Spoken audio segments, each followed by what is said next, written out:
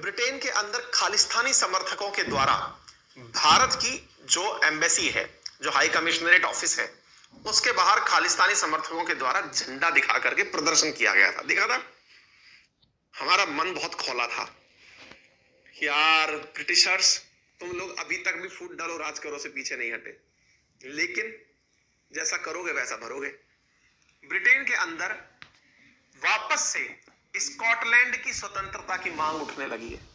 जी हां, यूके यानी United kingdom, जो कि असल में 4 जगहों से मिलकर बना है। उंगलियां 5 उठा दी, 4 जगहों से मिलकर बना है। कौन कौन सी?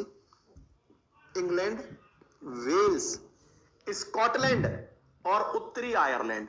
इनमें से जो स्कॉटलैंड है ना, ये कह रहा है हमको अलग देश बनना है, हमको नहीं रहना।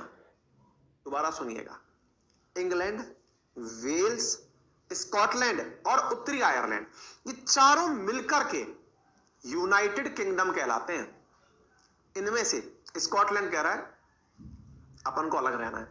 आज पहली बार कह रहा है क्या? नहीं साहब, बहुत लंबे समय से कह रहा है। तो फिर आज क्यों पढ़ा रहे हो? आज इसलिए क्योंकि यहां पर एक नए मतलब फर्स्ट मिनिस्टर बने हैं, जो कि मूलतः जिनके पेरेंट्स पाकिस्तानी थे, और वो यहां पर फिर से ये बयान दिए हैं कि हां, अगर जनता चाहेगी तो हम इस काम को करवाने के लिए फिर से रेफरेंडम कराएंगे। यूके की सुप्रीम कोर्ट कहती है कि रेफरेंडम नहीं कराया जा सकता। ऋषि सुनक कहते हैं नहीं, अब और नहीं टूटने देंगे। लेकिन ऐसी स्थिति में वहां के, इस तरह से समझिए जैसे कि किसी राज्य का मुख्यमंत्री होता है, ऐसे स्कॉटलैंड का फर्स्ट मिनिस्टर, मतलब एक तरह से वहां के मुख्य चाहती है, वो जानना चाहते हैं। अगर जनता ने कह दिया अलग हो जाएंगे। गजब चल रहा है भाई। आइए विस्तार से बताते हैं इस कहानी को। आपके सामने बात की जा रही है स्कॉटलैंड की इंडिपेंडेंस की। इस इंडिपेंडेंस को लेकर के चर्चाएं खास हैं क्योंकि ये बहुत ज्यादा विषयों से संबंधित है। हिस्ट्री ऑफ वर्ल्ड से संबंधित है, political philosophy and effect on society, socialism and communism, इन सबसे प्रभावित करने वाली मुद्दे की बात है। ठीक है ना? The demand for Scottish independence, how has the demand for independence progressed over the year? What has been the role of Scottish National Party and SNP? Why has it been demanded as independent Scotland? What does the new party leadership mean for Scotland prospect? What has been the variety, socialism and communism, इन सबसे प्रभावित करने वाली मुद्दे की बात है। ठीक है ना? The demand for Scottish independence, how has the demand for independence progressed over the year? What has been the role of Scottish National Party and SNP? Why has it been demanded as independent Scotland? What does the new party leadership mean for Scotland prospect? ये explain लिया है 4 अप्रैल के दिन the Hindu ने। हमने भी आपके सामने वहीं से ये सेशन लिया है। ठीक है? अच्छा, UK PM reject new Scottish leader Yusuf call for independent referendum. ये कौन है साहब? यूसुफ, ये स्कॉटिश लीडर है। इन्होंने हाल ही में इंडिपेंडेंस रेफरेंडम कराने की बात की, लेकिन ऋषि सुनक ने मना कर दिया। इस वजह से ये पूरा मामला अब चर्चाओं में आ गया है। ये रहे हमजा यूसुफ, जिन्होंने कंफर्म किया है कि भाई, मतलब जो कंफर्म हुए हैं स्कॉटलैंड के new first minister. Prime minister जैसे होता है, प्राइम का मतलब क्या होता है? प्राइम भी तो फर्स्ट है, यानी प्रथम, है ना? प्रधान, ऐसे ही फर्स्ट का मतलब भी प्रथम, प्रधान। तो ऐसे ही फर्स्ट मिनिस्टर क्या है? स्कॉटिश नेशनल पार्टी से ये बिलोंग करते हैं। स्कॉटिश नेशनल पार्टी से जो हमजा यूसुफ हैं, जो कि फिलहाल स्कॉटलैंड के फर्स्ट मिनिस्टर बने हैं, ये अपने आप में स्कॉटलैंड के इतिहास में सबसे पहली बार है कि 37 साल की उम्र में एक व्यक्ति जो कि माइनॉरिटी से बिलोंग करता है, वो व्यक्ति फर्स्ट मिनिस्टर के पद तक पहुंचने में कामयाब हुआ है। S&P leader was backed by his own MSP, यानी कि मतलब जो इनकी पार्टी है उसके द्वारा ही इनको प्रमोट किया गया है। And Scottish Green granting him a majority, he is 6th first minister and first from ethnic minority background. He is also youngest first minister at 37, first Muslim to lead major UK party. अब थोड़ा सा map पर इस जगह को समझ लेते हैं। देखिए साहब,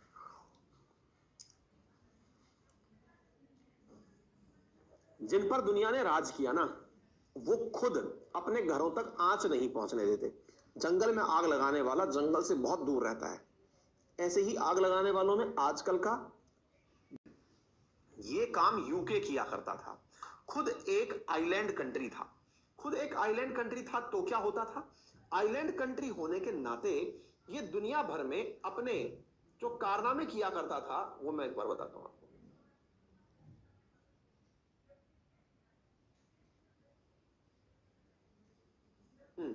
खुद अपने द्वारा जो कारनामे क्या करता था, यहां से दुनिया भर पर राज करने के लिए निकलता था। दुनिया भर पर राज करने के लिए निकलता था तो लोग कहते थे कि जहां जहां सूरज उगता है, जहां से सूरज उगता है, जहां सूरज डूबता है, वहां तक यूके का शासन है। तो देखिए, मैं आपको इस यूके को दिखाने का प्रयास कर रहा हूं। देखिए जरा ध्यान से, यह है यूके। चार एक तरह से किंगडम से मिलकर बना हुआ है। कौन कौन से? नदर्न आयरलैंड, स्कॉटलैंड, इंग्लैंड और वेल्स। आप यहां पर ध्यान से देखें, ये आपको स्कॉटलैंड दिखाई पड़ रहा है। स्कॉटलैंड जो आपको यहां दिखाई पड़ रहा है, ये क्षेत्रफल के आधार पर लगभग 1/3 है। किस चीज का? आज के वर्तमान के यूके का। इस यूके में इसे अलग होने की डिमांड क्यों हो रही है? तो उसके पीछे का बहुत बड़ा कारण है, स्कॉटलैंड जिसकी राजधानी एडिनबर्ग है, उसे लगता है कि जो नॉर्थ सी है ना, जो कि यूके के जस्ट सामने वाला समुंदर है, उसमें अधिकांश बॉर्डर जो टच होता है वो असल मायने में स्कॉटलैंड का टच होता है। तो इन्हें लगता है कि नॉर्थ सी से व्यापार करके जो पैसा मिलेगा वो हम अपने विकास में लगा सकेंगे और विकास से हम डेवलपमेंट कर जाएंगे। ये स्कॉटलैंड वालों की प्राइमरी डिमांड है। ठीक है, ये रहा आपके सामने स्कॉटलैंड, जो कि नॉर्थ सी के साथ में जो बॉर्डर साझा करता है, उससे इसे ये फीलिंग आती है। दूसरी बड़ी बात, स्कॉटलैंड अलग होना क्यों चाहता है, इसका हालांकि इतिहास भी है, वर्तमान कारण मैं आपको बता देता हूं। पहली बात, ये दुनिया मतलब यूके का 1/3 अपने पास में एरिया रखता है। ये जो आयरलैंड है ना, ये अलग देश है। उत्तरी आयरलैंड और आयरलैंड के बीच का हिस्सा मैंने खूब डिटेल में आपको समझाया है। स्कॉटलैंड जो है ना, स्कॉटलैंड के साथ में एक परेशानी और है। यहां के अधिकांश लोग ये चाहते हैं कि ये यूरोपियन यूनियन का हिस्सा रहे। यूरोपियन यूनियन का हिस्सा रहे मतलब फिलहाल जो ब्रिटेन ब्रेग्जिट कर चुका है, उस ब्रेग्जिट के समर्थन में स्कॉटलैंड के लोग नहीं हैं।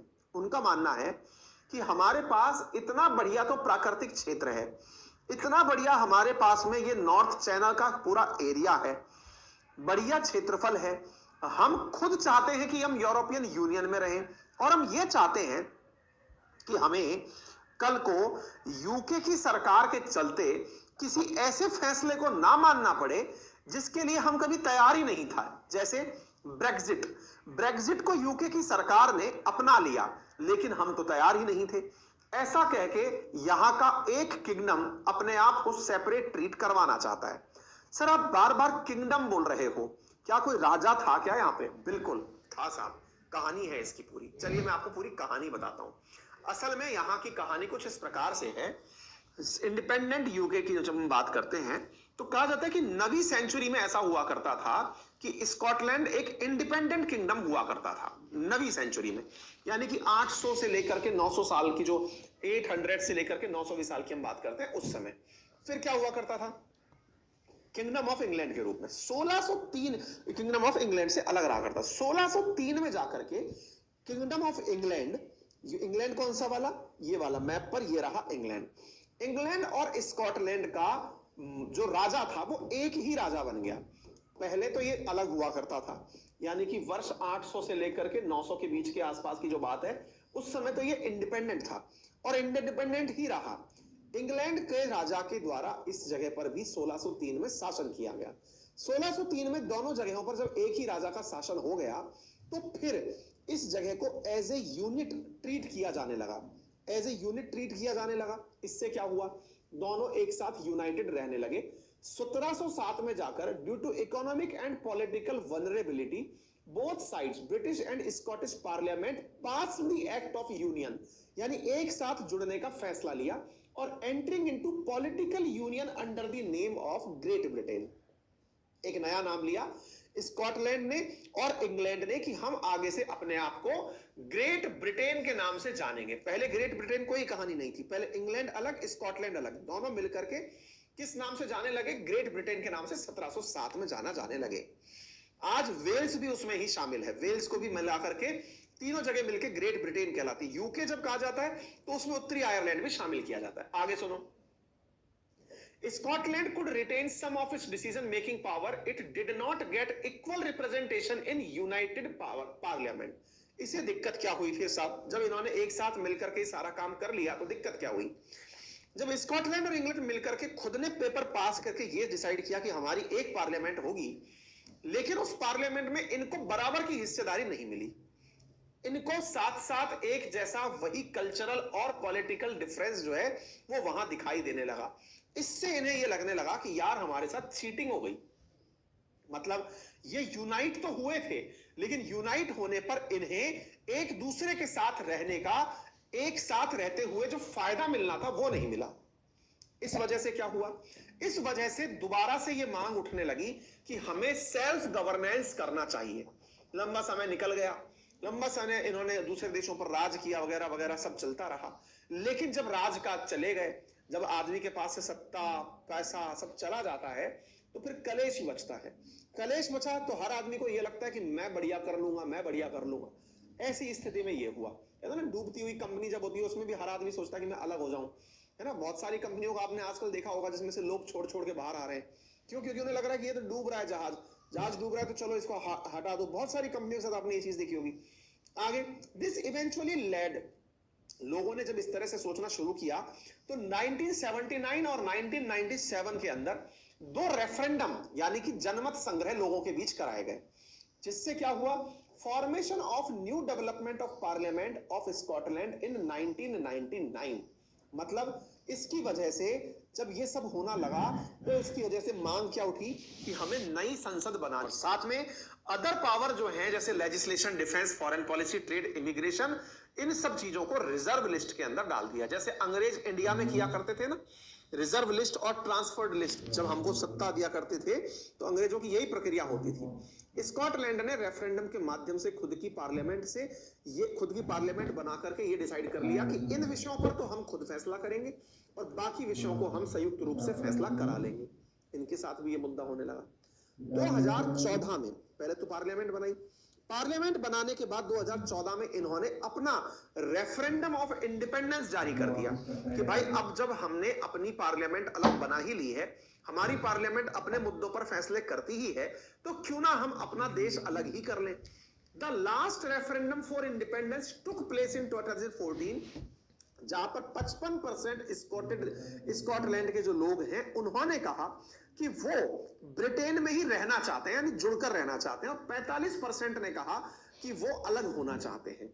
ये बड़ा अंतर नहीं था। 55% लोग ही थे जो कि केवल संयुक्त रूप से रहना चाहते थे, 45% स्वतंत्र देश में जाना चाहते थे। A large proportion of Scot यानी स्कॉटलैंड के जो लोग हैं वो इंडिपेंडेंस यूके से चाहते हैं क्योंकि वो अपनी अलग पहचान चाहते हैं। ये नंबर धीरे धीरे बढ़ना शुरू हुआ। ठीक है साहब, आगे क्या हुआ? स्कॉटलैंड का ये आप देख सकते हैं जनमत संग्रह 2014 का, ये 2018 का, 2022 का। 2022 के अंदर ये नंबर 49% तक पहुंच गया, यानी कि बस आसपास ही है। अब जब ये स्थिति एकदम आसपास आ गई तो ये लगा कि यार ये तो कभी भी इस प्रकार का जनमत संग्रह करा लेंगे और ये तो सेपरेट हो जाएंगे। स्वतंत्रता की मांगे होने लगी, राइट टू इंडिपेंडेंस, क्योंकि ये चाहते थे कि हम नॉर्थ सी से पैसा कमा लेंगे। फिर क्या था, ऐसी स्थिति में ये लगता था कि ये यूरोपियन यूनियन से भी मिल जाएंगे। अब स्कॉटलैंड यूके से अलग किस प्रकार से है आज की स्थिति में, और क्या स्कॉटलैंड आने वाले समय में रेफरेंडम करा पाएगा, तो इसके बारे में मैं आपको एक बार के लिए यहाँ की पार्लियामेंट का जो काम है उस पर यूके की सुप्रीम कोर्ट का फैसला दिखा देता हूं। 2022 में यूके की सुप्रीम कोर्ट ने कहा कि स्कॉटलैंड की parliament can not conduct independent referendum, यानी कि अगर अब वो इंडिपेंडेंट रेफरेंडम कराने की कोशिश करते हैं कि वो स्वतंत्र होना चाहते हैं तो वो नहीं कर पाएंगे। संसद को यह समझ में आ गया। कैसे? 2022 के रेफरेंडम में जो जनमत संग्रह हुआ उसमें 49% स्कॉटलैंड के लोगों ने कहा कि वो स्वतंत्र देश चाहते हैं। मतलब अगला रेफरेंडम हुआ और स्कॉटलैंड के लोग आजाद हो गए। इसलिए यूके की सुप्रीम कोर्ट ने खुद से ही रोक लगा दी कि नहीं, अब नहीं करोगे तुम। ठीक है साहब, क्यों नहीं करेंगे? क्योंकि तुम लोग कर नहीं सकते, स्वतंत्र देश को तोड़ नहीं सकते। अच्छा साहब, अब सवाल बनता है क्या स्कॉटलैंड में आज भी कुछ अलग चलता है क्या? बिल्कुल। जब विषय अलग हैं तो उन्होंने विषय बांट रखे हैं, तो ऐसी स्थिति में यहां पर ज्यादा आसान इमिग्रेशन पॉलिसीज हैं। यहां पर ग्रीन ट्रांजिशन बहुत तेजी से होता है, यहां पर यूनिवर्सिटी एजुकेशन फ्री है, यहां पर टैक्सेशन जो है वो ज्यादा कमाने वालों पर ही लगते हैं, एलजीबीटी की कम्युनिटी को लेकर के ओपननेस है, और ये यूके जो है वो ये मानते हैं कि ब्रेक्सिट जैसा निर्णय यूके फिर ना ले ले, इसलिए हमें अलग हो जाना चाहिए। ठीक है, तो फिलहाल स्थिति क्या चल रही है, यूके की पार्लियामेंट के जो फर्स्ट मिनिस्टर बने हैं उन्होंने फिर से ये बात बोल दी है कि अगर जनता चाहेगी तो हम करा लेंगे। हुमजा यूसुफ ने फिर से जब ये बात बोली तो ये मुद्दा फिर से सुर्खियों में आ गया। उम्मीद है आपको पूरी की पूरी जानकारी बहुत अच्छे से समझ में आ गई होगी। अगर ये जानकारी आपको बेहतरीन तरीके से समझ में आ गई है तो आपसे गुजारिश है कि इस सेशन को ज्यादा से ज्यादा साथियों से साझा करें। चैनल पर नए हैं और आपने अभी तक सब्सक्राइब नहीं किया है, जिसका कोई धन या शुल्क नहीं लगता, वीडियो के नीचे राइट हैंड कॉर्नर पर एक सब्सक्राइब का बटन दिया हुआ है, उसे आप दबा दें ताकि भविष्य में भी जब हमारे वीडियो आप तक पहुंचे तो उनकी जानकारी